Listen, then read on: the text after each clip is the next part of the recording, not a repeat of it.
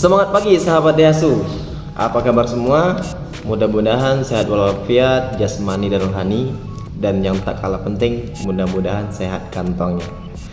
Nah, pada video kali ini saya akan sedikit mengedukasi tentang persyaratan untuk pengajuan kredit mobil dimanapun dan merek apapun. Yang pertama itu ada KTP kakak suami istri. Yang kedua NPWP, yang ketiga buku tabungan, yang keempat slip gaji atau surat keterangan usaha, yang kelima bukti kepemilikan rumah. Nah, di sini akan kita bedah satu persatu. Yang pertama itu KTP kakak suami istri. Mungkin sahabat-sahabat semua sudah tahu kenapa kita harus harus melampirkan KTP kakak suami istri. Yang pertama, untuk pelayanan mengecek bahwa memang nasabah ini terdaftar di Dukcapil, bahwa sahabat-sahabat semua itu memang dari warga bangsa Indonesia. Nah, kalau misalkan dalam KTP kakak ini tidak ada, ataupun kakaknya aja yang nggak ada tapi sudah menikah, kakaknya belum ada, itu bisa dilampirkan pengganti kakak. Itu adalah buku nikah. Buku nikah dilampirkan, buku nikah yang laki-laki ataupun yang perempuan, kemudian dilampirkan kakaknya masing-masing yang masih tercantum dengan orang tuanya. Begitu sahabat. Yang kedua itu adalah NPWP. NPWP ini nomor pokok wajib pajak. Untuk sahabat-sahabat semua, pengajuan dimanapun, mau kredit mobil atau pengajuan pinjaman dana di atas 50 juta, itu wajib melampirkan NPWP. Kalau sahabat-sahabat belum punya, itu pembuatannya ada di kantor Direktorat Jenderal Pajak. Nah, gitu sahabat-sahabat. Yang kemudian kita lanjut ke buku tabungan dan print rekening koran 3 bulan terakhir. Mohon maaf sebelumnya, bukan maksud kami ingin melihat data-data keuangan Anda, bukan, karena kita sekarang bicara tentang sistem.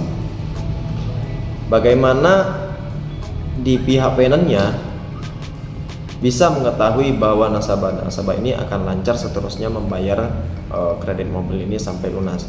Nah, dari salah satunya itu dari mutasi rekening sahabat semua, bahwa memang nasabah itu punya uang dan mampu untuk membayar kredit sampai lunas. Kemudian untuk cara membuatnya, kalau misalkan print tabungan 3 bulan terakhir ini, kalau sahabat-sahabat belum tahu, itu caranya adalah yang pertama membawa KTP, buku tabungan, kemudian bawa ke bank yang bersangkutan, misalkan BRI, Mandiri, segala macam. Itu buat dibawa ke sana, pergi ke CS-nya, minta saja ke mereka print rekening koran 3 bulan terakhir. Rekening koran itu adalah mutasi uang keluar masuk Anda dalam 3 bulan terakhir. Kemudian kita lanjut ke slip gaji atau surat keterangan usaha. Yang pertama itu slip gaji. Nah, slip gaji ini gunanya untuk sahabat-sahabat yang kerja sebagai karyawan ataupun ASN ataupun PNS. Itu biasanya memang karyawan ini untuk gaji per bulannya itu masuk ke rekening tabungan. Nah, kembali lagi kita bicara sistem finance ini, ingin tahu memang sahabat-sahabat ini ada pendapatan setiap bulannya, atau dari usaha ataupun dari pekerjaan sebagai karyawan ataupun SN ataupun PNS ataupun P3K.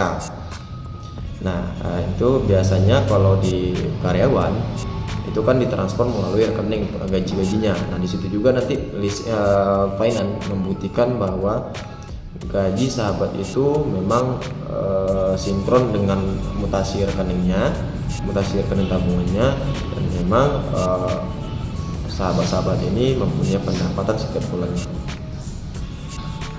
Kemudian lanjut ke surat keterangan usaha. Surat keterangan usaha ini sebagai bukti memang sahabat-sahabat itu punya usaha. Memang nanti pas waktu disurvei oleh pihak finance, memang waktu itu sudah ada usahanya nampak. Tapi kembali lagi kita bicara tentang sistem sahabat.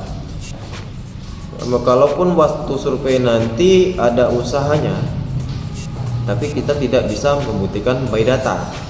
Nah, dari pihak finance ini maju ke nanti pihak analisanya di pusat, itu akan meminta surat keterangan usaha dari desa ataupun lurah. Itu untuk SKU ini dalam skala usaha kecil UKM. Kalau misalkan PT atau segala macam, itu bisa menampilkan NIP dan segala macamnya.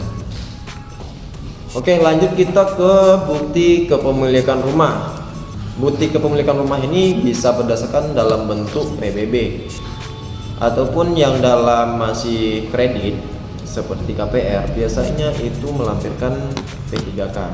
Pokoknya apapun yang membuktikan bahwa itu milik kita dalam kartu kredit ataupun sudah lunas ataupun membangun rumah sendiri gitu. Kenapa melampirkan itu?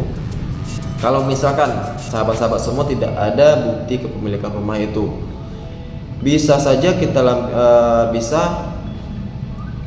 bisa saja kalau misalkan tidak ada bukti kepemilikan rumah itu, berarti dari pihak finance sahabat itu tidak bisa membuktikan rumah itu milik sahabat. Jadi nanti terbacanya di pihak finance itu sahabat itu menempati rumah kontrakan.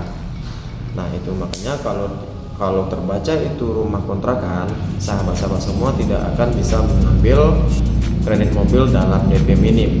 Itu otomatis nanti minimal itu harus DP 25%, ataupun mungkin memang sahabat dalam kondisi ngontrak rumahnya, tapi ada rumah orang tua ataupun saudara kandung yang tempat tinggalnya tidak jauh dari rumah sahabat atau masih dalam satu kabupaten atau dalam satu provinsi, itu bisa kita lampirkan sebagai pendamping. Misal kalau misalkan nasabah dalam kondisi rumah ngontrak, itu kan rumah ngontrak itu bisa saja dalam sewaktu-waktu pindah.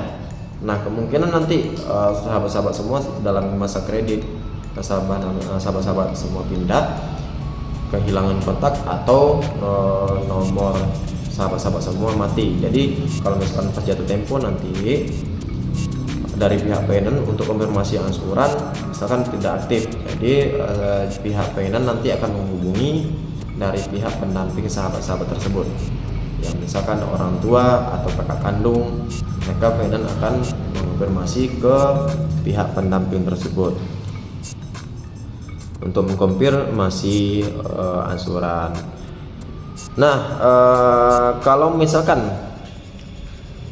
sahabat semua ingin kredit mobil tapi tidak tahu caranya, boleh telepon saya dari marketing Astra Daihatsu di nomor saya 0822 8356 9705. Boleh diskusi tentang syarat kreditan mobil, apa aja syaratnya, bagaimana caranya, bagaimana cara pemesanannya, dan bagaimana prosesnya.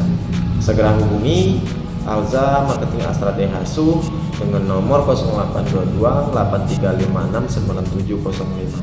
Oke, terima kasih.